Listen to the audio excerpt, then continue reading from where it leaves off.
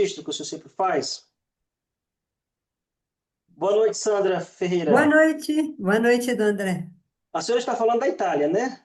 Sim, sim, sim, sim. Hoje nós temos a graça de ter uma conferencista internacional. Desde já, Sandra, muito obrigado pelo convite. Foi uma indicação do padre Reinaldo Torres, um padre amigo da Arquidiocese de São Sim, Paulo. conheço muito bem. Quando fui montar o calendário para este ano, um dos critérios que eu utilizei? Aquelas causas jubilares, 25, Uhum, 50, 75, 100 anos de falecimento daquele candidato. E estava uhum, lá justamente a serva de Deus, a qual ele me prometeu, ainda não conseguimos visitar o túmulo lá na Mariápolis. uhum. 8 horas da noite, é uma alegria. Nesta noite, a Academia Brasileira de Angiologia se reúne para mais uma palestra, que hoje é realizada em parceria com o Movimento dos Socolares, pelas celebrações dos 25 anos da Páscoa da Serva de Deus, Ginetta Cagliari. Uhum. E temos a alegria de receber em nosso meio a Sandra Ferreira Ribeiro, juntamente com o Armando e a Roseli Tortelli e o padre Celito Moro. Uhum. Sandra Ferreira Ribeiro é membro do Movimento Socolares, foi vice-postuladora na fase diocesana, na causa de beatificação e canonização da Serva de Deus, formada em Física, mestra em Sociologia e doutora em Teologia. Atualmente é responsável pelo Centro UNO, a Secretaria Ecumênica Internacional do Movimento dos Socolares em Roma. Sandra, Uhum. muito obrigado pela sua disponibilidade. Seja bem-vinda. Desde já também dou as boas-vindas a todos os participantes. Eu fico muito contente. Hoje nós somos aqui 59 participantes. Oh, que bom. Podemos dizer que estamos de casa cheia. Que legal. Sim, sim, sim. Então, é, começamos então, Sim, pode começar, Sandra. A palavra Então, é com a eu, senhora. sim, eu começaria agradecendo, logicamente, esse convite e saudando todo mundo, né? Todo mundo que é conectado nesse momento. É, e realmente para nós é uma honra poder participar desse programa da Academia Nacional de Angiologia, né? E uma honra também poder falar da serva de Deus, Gineta Cagliari, né? De tudo aquilo que ela representa e representou e representa, não só para os membros do movimento, mas com certeza para muita gente. Ficamos muito felizes de poder apresentar mais essa figura diante das mais de 100 que a academia já deu ocasião para ser conhecidas, né, no Brasil inteiro. Então, é, eu começaria dizendo alguma coisa sobre a vida de Gineta, apresentando a sua pessoa, a sua biografia, e também os motivos pelos quais foi iniciado esse processo de beatificação. Então, no dia 8 de março de 2001, Gineta Cagliari, focolarina, referência do movimento dos focolares no Brasil por 42 anos, concluiu a sua existência terrena, deixando atrás de si uma vida rica de frutos, um exemplo luminoso de vida do Evangelho, com a preocupação pelos mais necessitados e por uma sociedade mais fraterna e solidária. Ginetta nasceu em Lavis, na província de Trento, norte da Itália, aos 15 de outubro de 1918, filha de Fortunata Furlan e Giovanni Cagliari, segunda de três irmãs. Desde a juventude, ama a arte, a música, a filosofia, as belíssimas montanhas da sua terra natal. Aspira a grandes ideais com insaciável anseio de liberdade e profunda sede de justiça. Ela recebe uma sólida formação cristã, mas seu temperamento decidido e forte constrange todos a fazerem o que e como ela quer. Numa aula de catecismo, ao ouvir falar do maravilhoso hino cantado pelos virgens ao seguir o Cordeiro no paraíso, Gineta se sente chamada: Não me casarei, permanecerei virgem. Este fascínio da virgindade a acompanhará sempre. Em 1944, ela se encontra com Chiara Lubich, que, juntamente com outras jovens, já vivia uma experiência de vida do Evangelho. Eram tempos de guerra, da Segunda Guerra Mundial. Nesse encontro com Chiara, Gineta expõe a sua aspiração à santidade. E Chiara fala-lhe da virgindade e de Jesus crucificado e abandonado. Ou seja, Jesus no momento no qual grita na cruz: meu Deus, por que me abandonaste? Chiara conta a Gineta que havia escolhido Jesus e, nesse preciso momento, como o tudo da sua vida. Gineta imediatamente faz a mesma escolha. Com Chiara e as outras jovens, algum tempo depois chegarão também os rapazes, Gineta viverá a experiência de fundação do movimento dos focolares.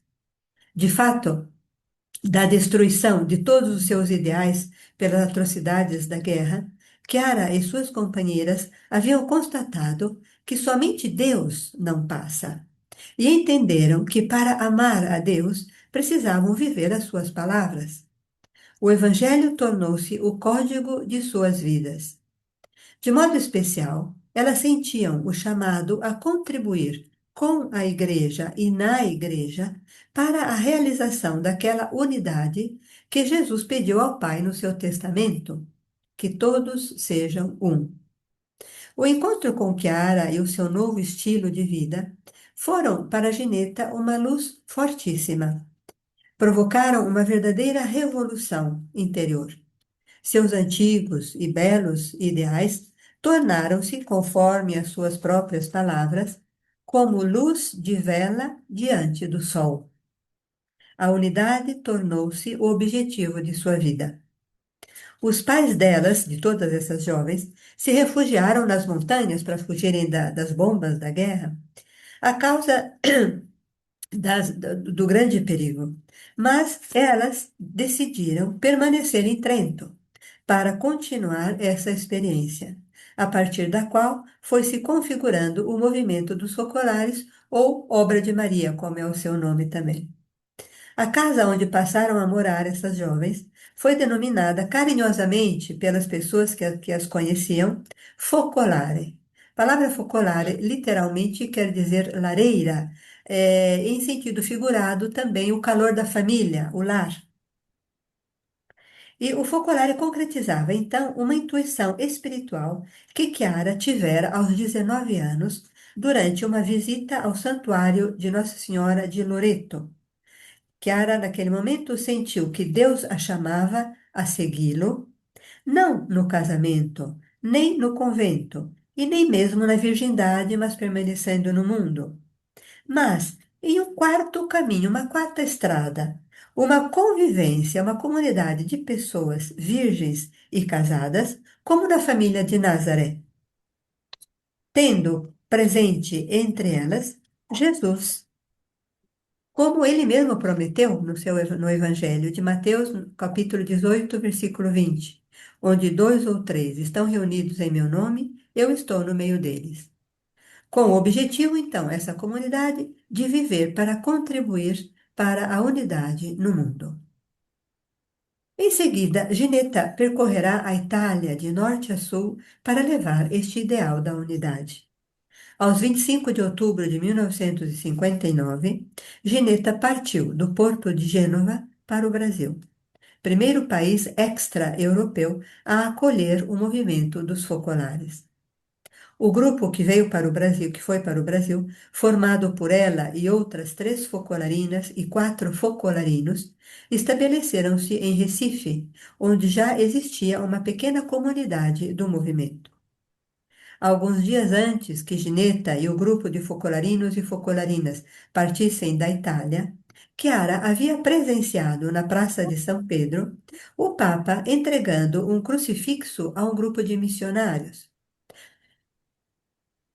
Aludindo a esse fato, Chiara fez uma entrega simbólica a Gineta e a esse grupo que partia para o Brasil, dizendo: Não lhes dou um crucifixo de metal, mas um crucifixo vivo, Jesus abandonado. Isso e ele, vocês apresentarão esse crucifixo vivo ao povo brasileiro. Essa entrega permaneceu sempre como uma bússola na vida de Gineta. Os frutos de sua longa e intensa permanência no Brasil demonstram com que convicção e força Gineta abraçou essas palavras de Chiara como o seu programa de vida nos 42 anos em que ela permaneceu no Brasil. O grupo, formado por ela, outras 3 focolarinas e 4 focolarinos, estabeleceu-se em Recife. Não pouparam esforços viajando pelos estados nordestinos para difundir o ideal da unidade. Atualmente, o movimento dos focolares está presente em todos os estados do Brasil e com cerca de 200 mil pessoas participantes em níveis de engajamento variados. E existem no Brasil atualmente 22 focolares dessas comunidades masculinas e 50 comunidades focolares femininos, em vários níveis. E esses focolarinos que moram, que consagram a própria vida no focolare, consagram a Deus a própria vida para levar o ideal da unidade no mundo. Em 1964, Gineta parte de Recife em direção a São Paulo para iniciar o focolare feminino naquela cidade. Dali, suscita e acompanha também através de muitas viagens, juntamente com os focolarinos e as outras focolarinas, a vida do movimento em todo o país. Não se furta aos sacrifícios, levanta-se frequentemente de madrugada para escrever as comunidades do movimento em todo o Brasil. O início da vida das focolarinas em São Paulo não foi fácil. Gineta conta que passavam muitas vezes de pingado em pingado pelos bares de São Paulo, pelos poucos recursos de que dispunham.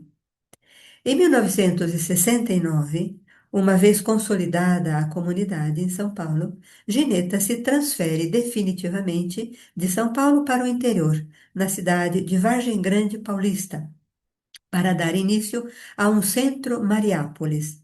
E depois do que teve logo o nome de Mariápolis Araceli, nome que, depois da morte de Gineta, se transformará em Mariápolis Gineta. Atualmente, os habitantes da Mariápolis Gineta são cerca de 200 e provêm de todo o Brasil e também do exterior. Ali, Gineta viverá por 32 anos.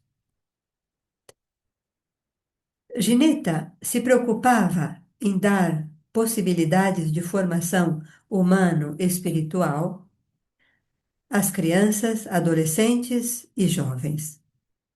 Ela era da opinião que, sem pessoas novas, não se pode construir homens, pessoas novas, e nem mesmo uma sociedade nova. Ou seja, sem pessoas imbuídas, o que que ela queria dizer com essas pessoas novas, homens novos? Ela queria dizer pessoas imbuídas do valor e da dignidade de cada ser humano, do valor da fraternidade, da solidariedade. Não se pode pensar em uma humanidade mais unida na fraternidade universal sem esses valores. Por isso, com muita fé na providência divina, que sempre caracterizou a vida de Gineta, ela, com o trabalho, com o esforço de todos os membros do movimento, ajudava, incentivava a formação de centros de convivência na Mariápolis Gineta para jovens, para adolescentes, para famílias, para adultos. Que pessoas que depois partiam da Mariápolis Gineta como líderes de transformação social baseada nos valores do Evangelho. A vida de Gineta é pontilhada por inúmeros fatos nos quais se assiste invariavelmente à intervenção de Deus, verdadeiras comprovações da veracidade das palavras do Evangelho. Ela parecia ter pressa de ver realizado o plano de Deus. Não tinha tempo para si mesma. Seu objetivo único era a difusão sempre maior do ideal da unidade em todas as dimensões e níveis da sociedade. O exemplo de radicalismo evangélico de Gineta foi de inspiração para muitos jovens que decidiram percorrer a mesma estrada que ela percorreu de consagração a Deus no focolare. Grande parte dos cerca de 400 focolarinos e focolarinas brasileiros a serviço da causa do Reino de Deus e da unidade nos 5 continentes foram estimulados pelo exemplo e pela relação com a própria Gineta e momentos das suas opções centrais de vida e decisivas. Gineta iniciou e estimulou muitos dos projetos sociais do movimento do norte ao sul do país. A finalidade desses projetos era testemunhar o amor ao próximo, indo ao encontro dos que se encontram em situação de vulnerabilidade social, ajudá-los materialmente e também a serem protagonistas de sua própria promoção social. Gerar uma sociedade fraterna, solidária. Com a ajuda dos membros do movimento de todo o Brasil, ela organizou 3 livros que recolhem testemunhos da força transformadora do Evangelho. O primeiro, intitulado O Evangelho, Força dos Pobres, que atingiu a sua 4ª edição e foi traduzido em 5 línguas: italiano, alemão, flamengo, espanhol e francês. O segundo livro, O Evangelho no Dia a Dia, traduzido também para o italiano. E o outro livro, Quando o Evangelho Entra na Família, traduzido também para o italiano. Todas obras publicadas pela editora Cidade Nova do Brasil. Gineta prodigou-se de modo especial em estimular os membros do Movimento do Brasil na concretização de 2 projetos: o projeto Economia de Comunhão e o projeto Movimento Político pela Unidade. A ideia da economia de comunhão nasceu durante a visita de Chiara Lubich ao Brasil em 1991, como tentativa de resposta ao agravamento do problema social que acompanhou aquele período de recessão no país. A economia de comunhão visa a constituição de empresas dispostas a compartilhar parte de seus lucros, seja com pessoas necessitadas, seja para o desenvolvimento de estruturas com o objetivo de formação de pessoas na cultura da fraternidade e da solidariedade.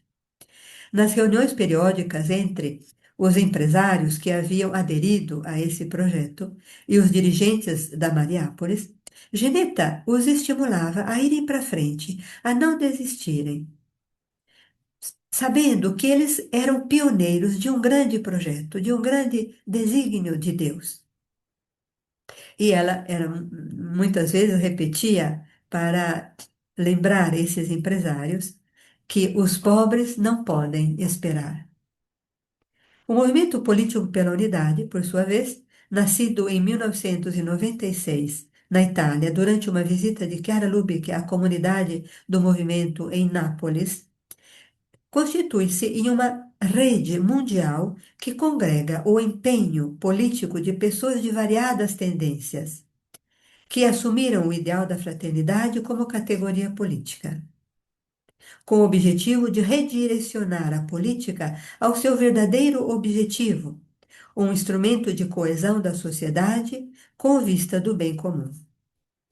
Uma das prioridades de Gineta era encontrar-se com políticos de vários partidos que haviam abraçado esse ideal do movimento político pela unidade, para estimulá-los a perseverarem em sua missão política como vocação de amor pelo povo, como serviço de amor à sociedade. Gineta teceu relacionamentos de fraternidade e colaboração com muitos líderes de várias igrejas cristãs e também de várias religiões, colocando sempre em evidência aquilo que une todas as pessoas, independentemente de seu credo religioso. Os contatos com personalidades do mundo católico e evangélico, como Dom Ívolo Scheider e Dr. Arthur Kratz, Pioneiros do ecumenismo no Brasil abriram caminhos para a construção, na década de 1980, do Centro Mariápolis Arnold, em São Leopoldo, no Rio Grande do Sul, com objetivos também ecumênicos. Na vida de Gineta, nós encontramos também muitos aspectos de uma santidade vivida no mundo, uma ânsia de consagração das coisas terrenas, e uma grande sensibilidade para aquilo que nós poderíamos chamar de virtudes sociais. Hoje, em uma sociedade sempre mais sensível aos valores ecológicos, diante do real perigo derivado do péssimo uso dos recursos naturais, o exemplo de Gineta se revela muito atual. Nas suas poucas excursões para descanso, nas praias ou nos campos, por onde passava, ela deixava uma marca de limpeza e harmonia. O amor e fidelidade a Jesus abandonado a impulsionavam a transcorrer parte do seu tempo de lazer, na praia, por exemplo, procurando fazer de tudo para que aquele ambiente pudesse também testemunhar a presença de Deus. Ela dizia: também a natureza é uma criatura de Deus e devemos respeitá-la. E continuava. Ela passava grande parte do seu tempo na praia recolhendo cacos de vidro, eh, eh, cocos deixado, galhos secos, não é? Para limpar, na medida do possível, por onde ela passava. E ela dizia: se eu deixar esse caco de vidro aqui, o que que vai acontecer? Quando a maré subir, as pessoas podem não vê-lo e machucar o pé. E o pé dessa pessoa é como se fosse o meu pé. Traduzindo assim o preceito tão caro para Jesus da regra de ouro, e não só para Jesus, também para todas as religiões, as grandes religiões mundiais, né? Fazer ao outro aquilo que eu gostaria que fizessem a mim, ou não fazer ao outro aquilo que eu não gostaria que fizessem a mim. Portanto, a palavra de Deus tornou-se cada vez mais a mola propulsora da vida de Gineta. Ela relaciona com o Evangelho as mais simples ações. O sobrenatural na sua vida torna-se natural. Só tem valor para ela viver a palavra de Deus. É como uma ideia fixa, afirma quem conviveu com ela. Em 1981, a saúde de Gineta sofre um grande abalo devido a um infarto. A partir de 1995, as internações hospitalares de Gineta tornam-se muito frequentes devido a complicações cardíacas e a artrose também que aparecia, tendo ela que se submeter a várias cirurgias. Em 1998, precipita-se sensivelmente a sua condição de saúde, intensificando-se ao mesmo tempo o trabalho de Deus na sua alma. No início de 2001, em melhores condições de saúde, mas ainda em convalescência, continua vivendo com intensidade cada aspecto da caridade em profunda sintonia com Deus. Já não pode participar dos encontros do movimento, mas recebe muitas pessoas em sua residência, tendo para cada uma palavra de estímulo e encorajamento no compromisso pela fraternidade. No dia 8 de março de 2001, suas últimas palavras no hospital revelam a realidade que permeou a sua vida. O crucifixo vivo, Jesus abandonado, seu único esposo. Ela disse, à enfermeira que a atendia: sem derramamento de sangue não há redenção. Mais de 1.500 pessoas de todo o Brasil, da Itália, Portugal, Argentina, participaram da missa de corpo presente no dia 10 de março de 2001, na Mariápolis, na Igreja de Jesus Eucaristia da Mariápolis, Araceli, hoje Mariápolis Gineta. Autoridades civis, religiosas de várias igrejas cristãs e de outras religiões, adultos, jovens, crianças, todos expressão da grande porção de humanidade amada por ela. Após o falecimento de Gineta, a deputada federal Luísa Erundina quis promover uma sessão solene na Câmara dos Deputados em sua homenagem Este evento foi seguido por outras homenagens nas assembleias legislativas de 11 estados brasileiros, bem como em numerosas câmeras municipais. O então deputado estadual de São Paulo, Caldini Crespo, com o seu projeto de lei efetivado em São Paulo, quis dedicar o viaduto do quilômetro 16 da rodovia Castelo Branco a Gineta Cagliari. Gineta também foi homenageada com numerosos prêmios em várias cidades brasileiras. O túmulo dela, no Campo Santo, adjacente à Igreja de Jesus Eucaristia, na Mariápolis Gineta, é meta de contínuas visitas, tanto dos moradores quanto de outros membros do movimento, ou também não. Ali acorrem para pedir-lhe a sua intercessão e ajuda nas pequenas e grandes adversidades, a fim de serem fiéis à herança espiritual deixada por ela, com seu testemunho de fidelidade e de radicalismo na vivência do cristianismo e do carisma da unidade do movimento dos focolares. Após o falecimento de Gineta, a sua presença continua viva no coração de muitos, tornando-se uma referência ao seu testemunho de fé e de vida do Evangelho. Por isso, no dia 8 de março de 2007, coincidentemente com o Dia Internacional da Mulher, teve início o processo de sua beatificação e canonização, junto à Diocese de Osasco, por decisão de Dom Hercílio Turco, então bispo de Osasco. Foram interrogadas mais de 90 pessoas que conheceram Gineta pessoalmente, de vários segmentos e países, e deram o próprio testemunho perante o tribunal da causa que foi instalado.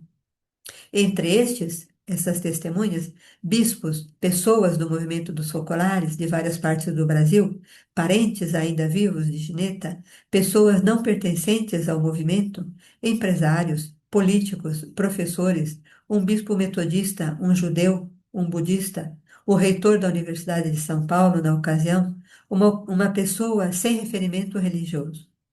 Na Santa Missa de abertura do processo de beatificação na Catedral Santo Antônio de Osasco, concelebraram com Dom Hercílio Turco outros 7 bispos, cerca de 50 sacerdotes. Presentes também pessoas da Argentina, Paraguai, Uruguai. Atualmente o processo encontra-se no Vaticano. Eu gostaria de aproveitar para agradecer o trabalho, missão desenvolvido pela Academia Brasileira de Angiologia. É importante a divulgação da vida dos santos ou servos de Deus. No contexto das conquistas e fracassos que a modernidade e a pós-modernidade vêm produzindo, o ser humano parece estar atravessando um túnel escuro, onde prevalece mais a liquidez das dúvidas do que a solidez das certezas. Sente-se a exigência de faróis, de bússolas que indiquem algum rumo a ser tomado e que, sobretudo, mostrem que existe sempre a possibilidade de uma convivência mais humana, libertada das tipologias de relações sociais nas quais o homem é lobo do homem. Além disso, os santos nos mostram com limpidez a atualidade e urgência de testemunharmos com a nossa vida a existência de Deus e do seu infinito amor por todos. Portanto, é mais do que oportuno lembrarmos o testemunho dos santos e servos de Deus, pois podem ser de luz e orientação a quantos precisam de encorajamento para não desistirem na sua fé, da fé cristã, da fraternidade, justiça social e demais valores cristãos, que são as categorias possíveis de ação e não só bonitas palavras. Obrigada pela escuta e atenção de vocês todos.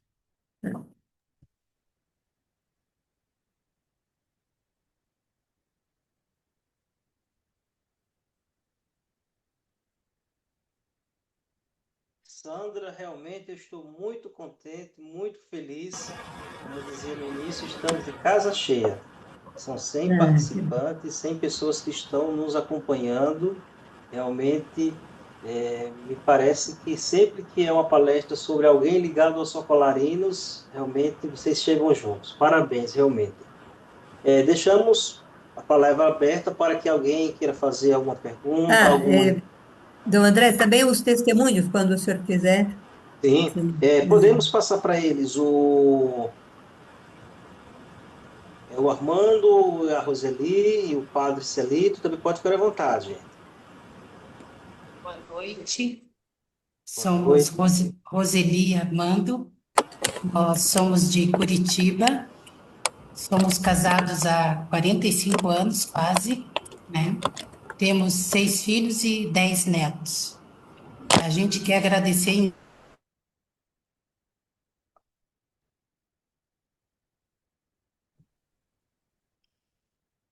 Roseli, eu não Des- estou ouvindo. desculpa, eu que É. sem querer desativei o som, desculpa.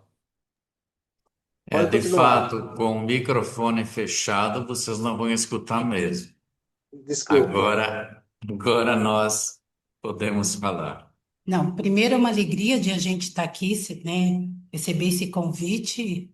A gente imaginava o que era, mas com essa plateia toda, realmente é um momento que a gente falou entre nós aqui, que é um momento de comunhão, né?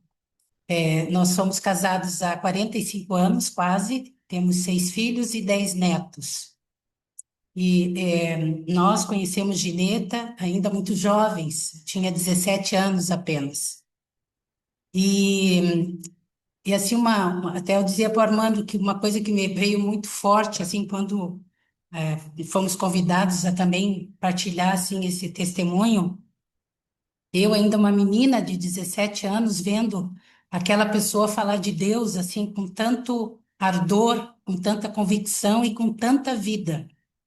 E o que me tocava realmente nela era esse testemunho do Evangelho, né? Ela, assim, plateias com 300 jovens, ela trazia em luz a vida dela, o testemunho dela, aquilo que a Sandra também fez alguns comentários, né?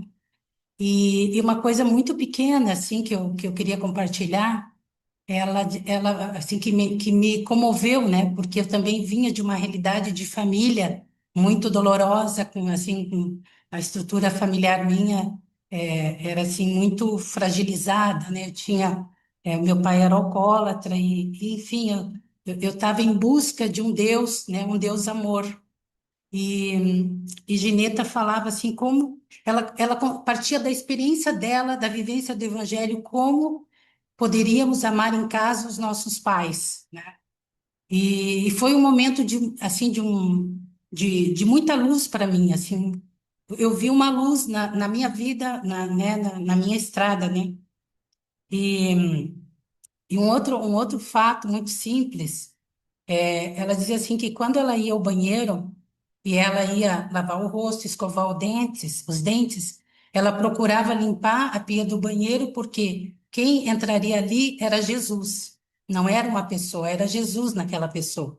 Então, esses fatos tão pequenos trazia também uma realidade possível para, né, para mim, tão jovem, né?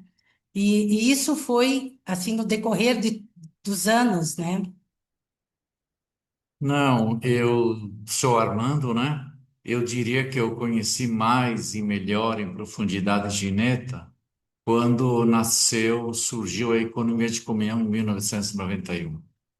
Ela me fez compreender que os meus valores cristãos poderiam sim ser aplicados na economia sem que isto me excluísse do mercado, né? E isto foi revolucionário, porque Gineta, ela era de tal modo convencida de que é Deus que transforma tudo. Mas para isso, como dizia Chiara Lubich, né? Os bens não andam sozinhos, mas sim através de novos corações baseados na baseados nos valores evangélicos e que sem homens novos não se constroem estruturas novas. Ela e nós tivemos uma relação tão forte naquele período que ela provocou assim um milagre nas nossas vidas, ou seja, ela potencializou os talentos que Deus havia nos dado e que até então nós não os havíamos ainda, digamos, não haviam florescido dentro de nós. Então ela dizia assim: vocês são empresários, e como empresários, né, será uma revolução ao vosso redor, na medida em que vocês viverem concretamente a presença de Deus em vocês e entre vocês. Era uma coisa muito forte. Então, na época eu me lembro que eu dizia, meu Deus, a gente paga muito caro para ficar em hotéis por 4, 5 dias para aprender certas coisas no mundo corporativo, e ela, com aquela luz que vinha de dentro, a partir desta profunda união com Deus, nos dava, nos trazia essa convicção, com 15 minutos de conversa, né? Era muito forte. E ela provocou em nós, assim, sugou de dentro de nós aquelas virtudes que Deus nos deu, né? Para que elas tivessem um propósito muito maior, não é? Porque eu confesso até que eu era um empresário na época bastante triste e solitário. Mas quando ela nos fez entender que através da economia de comunhão nós poderíamos chegar no que todos sejam por por este profundo amor dela para com os pobres. E não só os pobres, profundo amor dela para com esses empresários que são solitários e tristes e que talvez gastam a vida inteira buscando dinheiro, achando que este poderia erroneamente, não é, trazer a felicidade, terminam as suas vidas sendo pessoas que realizaram muitas coisas, mas infelizes, né? E ela dizia para nós, até eu disse para ela uma vez, que todos os dias quando eu acordava, eu me sentia uma pessoa estressada, mas me olhando no espelho, feliz, porque dizia ela, a cada dia que eu saio para o trabalho, eu saio no sentido de construir o reino de Deus através do trabalho, né? Então, resumindo assim, o que me encantava de Gineta era a encarnação. Ela realmente encarnava o Evangelho e buscava dar um sentido a cada frase, né? Porque vivendo, ela sentia que o Evangelho é verdadeiro e nos levava a fazer a mesma experiência. Então, quando falávamos da providência, por exemplo, no mundo empresarial, ela dizia, não é diferente a providência para a pessoa física e para a pessoa jurídica, porque Deus é o mesmo, não é? Algo assim, né? E, e nos fazia viver a nossa profissão com uma sacralidade tal que era como se estivéssemos entrando na empresa, como se estivéssemos entrando numa catedral. E a partir daí nasceram revoluções impressionantes, silenciosas ao nosso redor, junto aos nossos 300 funcionários. Quantas e quantas pessoas não mudaram suas vidas por participar desta experiência de empresas de economia de comunhão? Porque lá estavam pessoas que buscavam, antes de tudo, acreditar no dai e vos será dado. Houve uma experiência emblemática com ela, que um certo dia estávamos na praia e ela, através de uma companheira, nos ligou perguntando se nós poderíamos contribuir lá na Mariápolis, Araceli, na época, hoje Mariápolis Gineta, colocando uma das nossas empresas lá dentro de um polo empresarial, que é um polo de empresários de economia de comunhão, que visa ser um farol para a humanidade. Mas ela era assim, porque ela amava profundamente a Deus e ao irmão, ela arrebatava as pessoas que ela cultivava, né? Ou que ela seguia. E eu estava de férias, e eu lembro que, conversando com a Roseli, interrompemos as férias, e no dia seguinte, às 15 horas da tarde, eu já estava lá em São Paulo, né? Aí fui entender o porquê que ela conseguiu fazer essa grande inundação em todo o Brasil. Porque quando ela amava profundamente uma pessoa, ela despertava nessa pessoa o plano de Deus sobre ela. Isso era encantador, encantador. E também, assim, o Armando agora falando, nós éramos uma empresa muito pequena, assim, quando nós demos esse sim à economia de comunhão, né? Mas era incrível, assim, como ela fazia nós entendermos que diante de Deus era um passo muito grande que nós estávamos fazendo e que a nossa empresa não era pequena. E quantas vezes, assim, ela falava assim que Deus, né, era o dono dos cofres e que a gente acreditasse na providência, né, que ela é fiel. Então, foram, assim, anos também para nós um caminho também assim, de luta, né, de esforço e para também a gente corresponder, né, a esse chamado, porque depois nós sentimos fortemente que era um chamado de Deus, né? E eu, assim, assim como, assim, uma natureza, assim, da minha parte, eu sempre fui muito, assim, parceira do Armando, sempre muito próxima, né? E um dia a gente estava na casa dela, ela chamou a gente para participar da missa, e ela me olhando do lado do Armando, ela me disse, eu não vejo a Roseli e o Armando, mas eu vejo Jesus entre vocês. Esse é o testemunho maior para um matrimônio, né? E hoje, assim, a gente vê realmente, com esses anos todos juntos, que a vida da gente é realmente um bordado, né?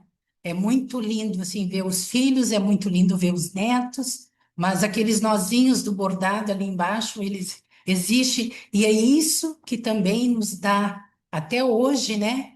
Ter esse propósito renovado, né? Porque também nos envolvemos muito com o movimento político pela unidade, que é essa realidade para os políticos, né? Desde que a gente conheceu, né? Que ela dizia assim que os políticos eles precisam de casa, de ambiente de família, e que nós somos portadores, né? Desse aconchego, vamos dizer, para os políticos, não falar de política partidária, mas política da fraternidade. Então, assim, é essa herança que a gente traz para a nossa vida, né?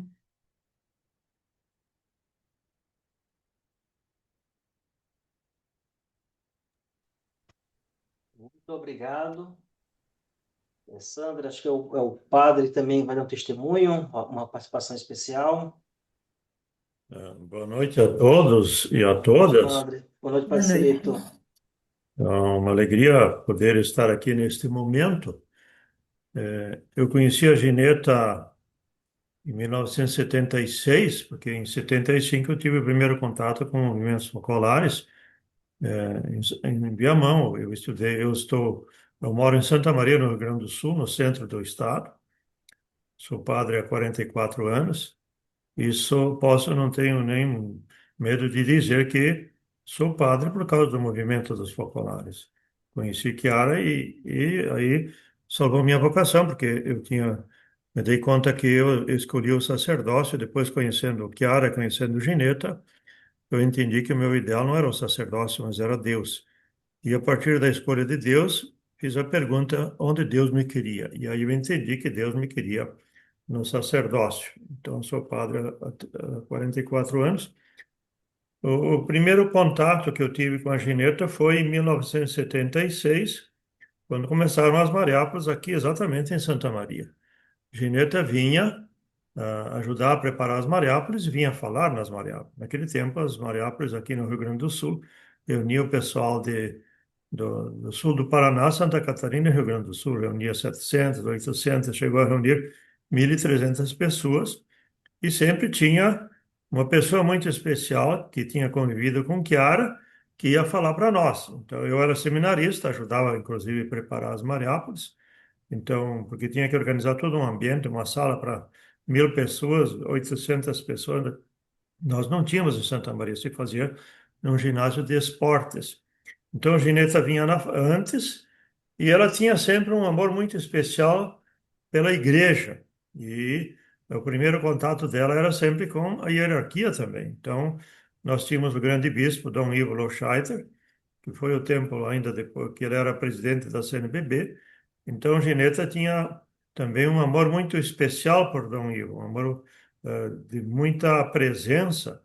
Eu lembro, por exemplo, que no final dos anos 70, início dos anos 80, era o auge da teologia da libertação, e aqui em Santa Maria temos um santuário de Nossa Senhora Medianeira, que foi feito naquele tempo pelo Dom Ivo.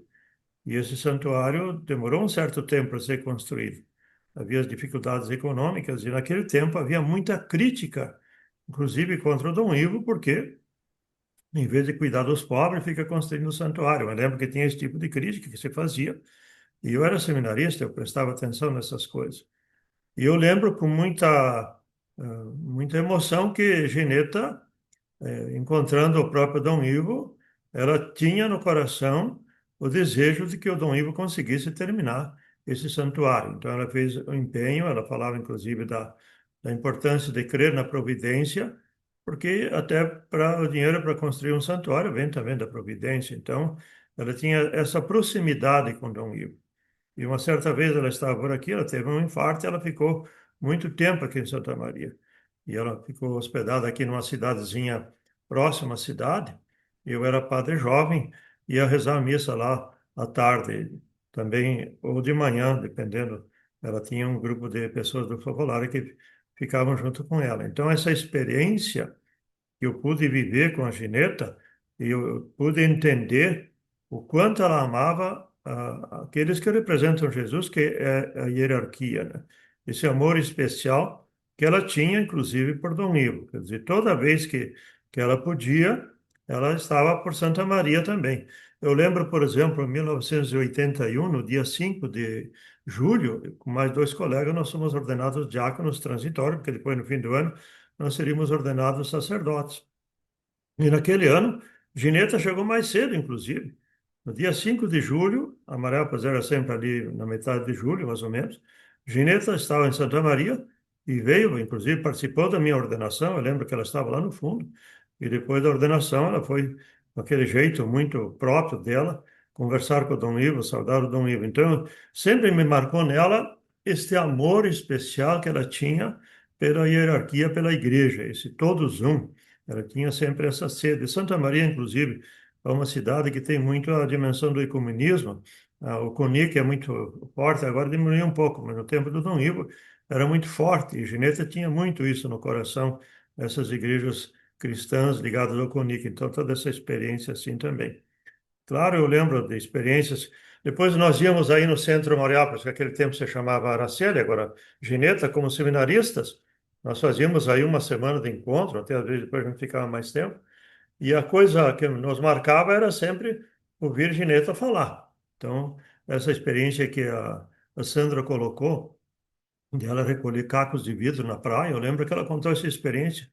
E isso me tocou tão profundamente que eu me tornei um defensor da ecologia. Hoje, como eu sou professor de bioética e de moral também, acabei fazendo um curso fora do país e leciono há 31 anos. Então, a questão da ecologia, da Laudato Si, eu tenho muito no coração, e isso eu aprendi com Gineta, essa radicalidade de fazer atos de amor. Hoje mesmo, ainda atualmente como padre, me parece que eu sou aquele jovem seminarista que ficou fascinado, porque era Lubick, pelo ideal da unidade, e que sempre faz, em cada dia, diversos atos de amor. Então, para mim, marcou muito essa experiência. E depois um fato que me marcou também, porque eu, nesses anos, participei do grupo dos malistas do mundo. Nós fizemos 3 grandes congressos de ética teológica, um primeiro em 2006 em Pádua, e em 2010 fizemos em Trento. E aí eu fui uma semana antes a Trento e fui apresentar a Gineta na paróquia onde ela nasceu, inclusive em Lavis, porque ela nasceu e depois conheceu Chiara e veio embora. Então, não era muito conhecida na paróquia dela. Eu fiquei uma semana em Trento e Lavis, nas paróquias ali, falando sobre Gineta também, sobre a causa de beatificação de Gineta lá em Trento, uma experiência muito bacana que eu pude viver apresentando essa serva de Deus, o seu entusiasmo pela igreja, pela unidade, pela própria teologia, toda essa parte assim. Da minha parte, seria um pouco rapidamente, seria isso que eu gostaria de dizer como testemunho. Uma outra coisa, antes que eu já ia esquecendo, no meu trabalho pastoral, porque Gineta, ela tinha muito essa fé na providência. Então, pessoas, às vezes, que estão com dificuldade de conseguir trabalho, de arrumar casa, tudo isso, toda a parte prática da vida, do cotidiano das pessoas, eu sempre apresento Gineta e dou o santinho para as pessoas fazerem novena. E é incrível o que acontece. As graças que acontecem são inúmeras. É um pipocar de graças incríveis, né? A última, inclusive, a minha secretária aqui da paróquia, tinha um apartamento, fazia 3 anos que estava para alugar e não conseguia. Eu disse, vamos fazer uma benção no apartamento e vocês vão começar a fazer uma novena para a Gineta. No terceiro dia da novena, o apartamento já foi alugado, simplesmente. A providência é uma coisa impressionante o que acontece na vida das pessoas, né, quando elas se colocam olhando esse testemunho e se colocando vivendo o Evangelho, porque a coisa mais fascinante de Gineta era essa convicção de viver a palavra de Deus. Isso aí me marcou para toda a minha vida. É isso. Muito obrigado, padre. Nós temos aqui participantes de todas as regiões do Brasil, do Nordeste, Sul, Sudeste, realmente é uma alegria muito grande para a academia. Nós temos aqui algumas perguntas. O Euclides Lins Oliveira Neto, ele pergunta, por que, aí eu faço diretamente a Sandra, por que o legado desta serva de Deus ainda é tão desconhecido? O que é possível fazer para que esse testemunho do ideal cristão seja uma motivação para outras pessoas, grupos e famílias que buscam a fraternidade e a reciprocidade nos dias de hoje? Eu acho o seguinte, que cada um de nós pode ser um propagador do conhecimento de Gineta, né? Cada um de nós pode, primeiro também com o nosso testemunho, agradeço realmente já desde agora o testemunho da Roseli, do Armando, do Padre Celito, e tem muita gente no Brasil inteiro que a conheceu e que com certeza dão. Eu sempre recebo notícias assim de pessoas que falam de Gineta, que apresentam a sua vida, que testemunham e que também vivem como ela inspirou nesse ideal da unidade, né? Eu penso que cada um de nós pode ser esse veículo que torna a Gineta sempre mais conhecida, né? O atual bispo, né, da Diocese de Osasco, que sucedeu a Dom Hercílio Turco, é, ele sempre diz que nós devemos dar muita importância a essa propagação, né? Se diz assim, agora meu italiano às vezes me trai um pouquinho o português. Esse fazer Gineta sempre mais conhecida, também pedindo graças por sua intercessão, né? E também, portanto, nós temos muito material que quem quiser pode se dirigir a gente. E eu mandei aqui para o Dom André, o irmão André, alguns endereços, algumas possibilidades também de ter acesso a alguma notícia assim, que quiserem, nós estamos disponíveis, logicamente. Mas, sobretudo, eu diria é, esse poder também divulgar aquilo que já existe. Nós temos uma página no Facebook, nós temos um blog, no blog quase hoje não é muito usado, porém temos também isso. É, o Instagram também traz sempre notícias de Gineta, além de todos esses livros também que foram escritos sobre a vida dela, é, e que nós fazemos questão também de torná-los conhecidos, porque são livros que dizem a vida, o testemunho de alguém que experimentou a força revolucionária do Evangelho. E é isso que a gente gostaria que fosse sempre mais conhecido e testemunhado, né? Daí, Dom André, eu pediria ao senhor depois se é possível, projetar esses endereços aí, se for possível. Tá bem.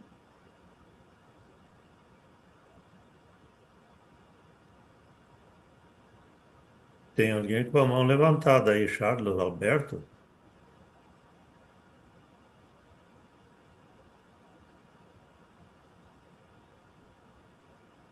Tinha também uma outra pergunta, me parecia, do pastor José Roberto. Deve ser um eco aqui. Ele está em Roma, está assistindo o programa e ficou edificado de ser mais. Porque aqui estamos em meia-noite e meia já, né? Conheci a serva de Deus, Geneta, e sou testemunho de sua santidade. Obrigado. Me parecia que era uma pergunta. Sim, sim, ótimo. Obrigado a todos aqueles que comentaram também no chat.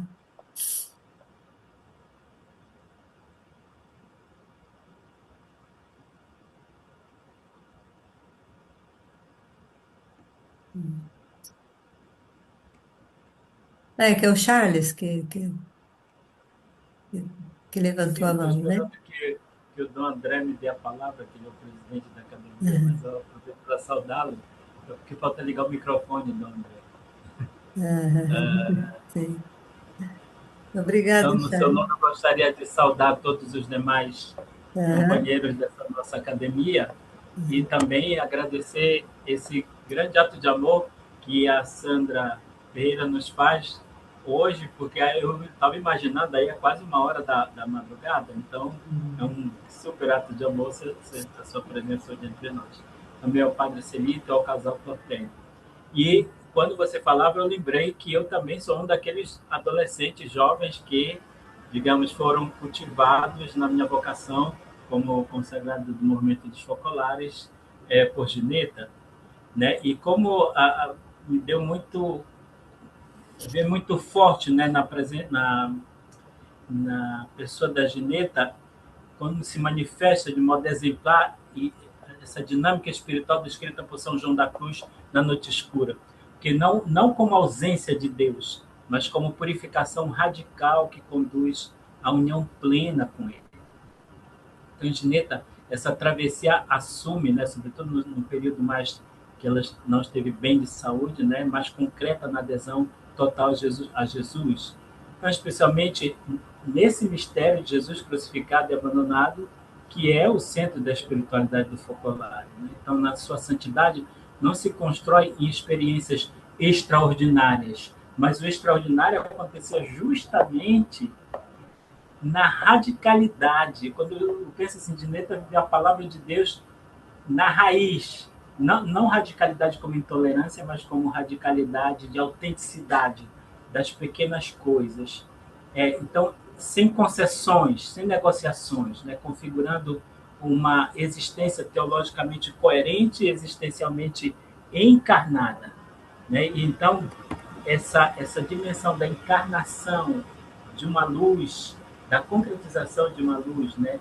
Que essa radicalidade evangélica ela revela justamente uma antropologia da doação total dela mesma, na qual o sofrimento não é negado, mas transfigurado em amor oblativo.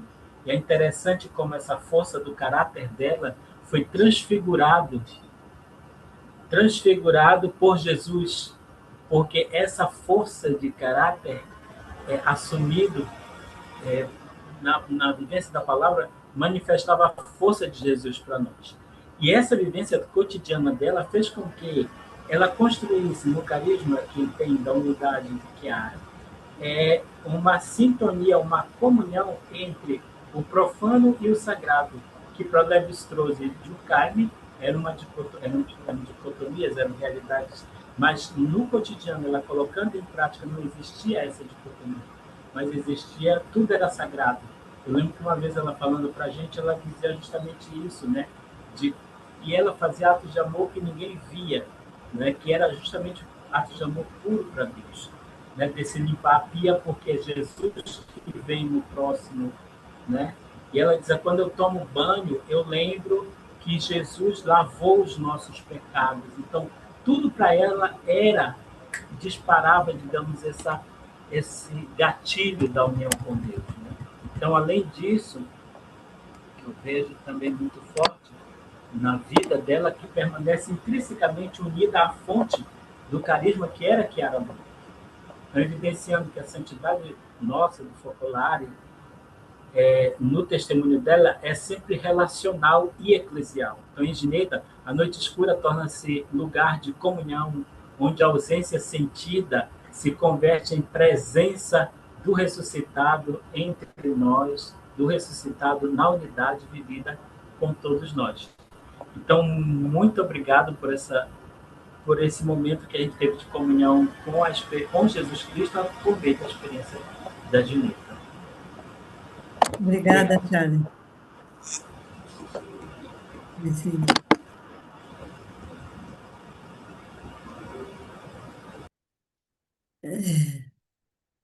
Dom André, alguém colocou a pergunta, então, do pastor José Roberto. Para quem não conhece o processo, o que falta para a Gineta passar de serva de Deus para beata? Normalmente, no processo, a próxima etapa, né, da serva de Deus para a beata, precisa de um milagre, né?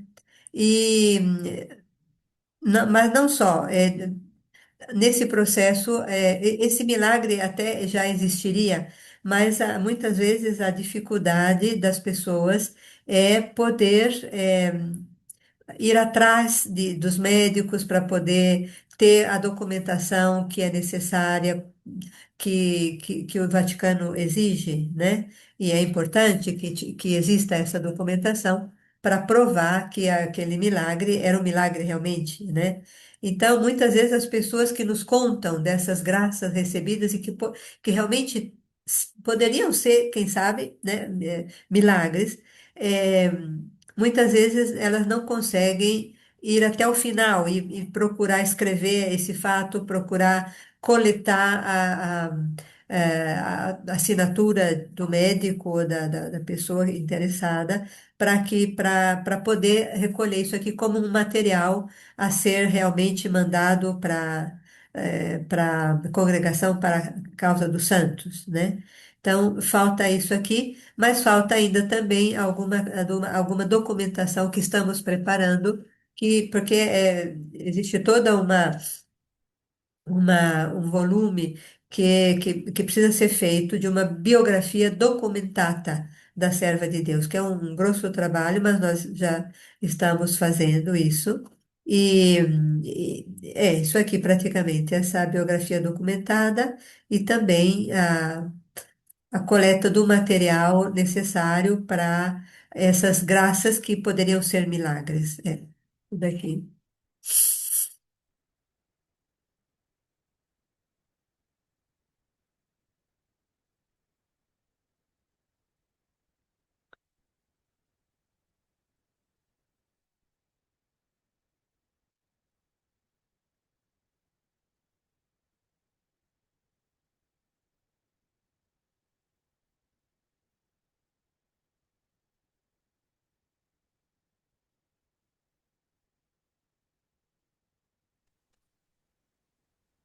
Com pessoas próximas, mensagens em tom amorosos, e que teria também muitas imagens que a CPMI teria tido acesso, também mensagens, imagens particulares dele com outras pessoas ali no seu ambiente privado.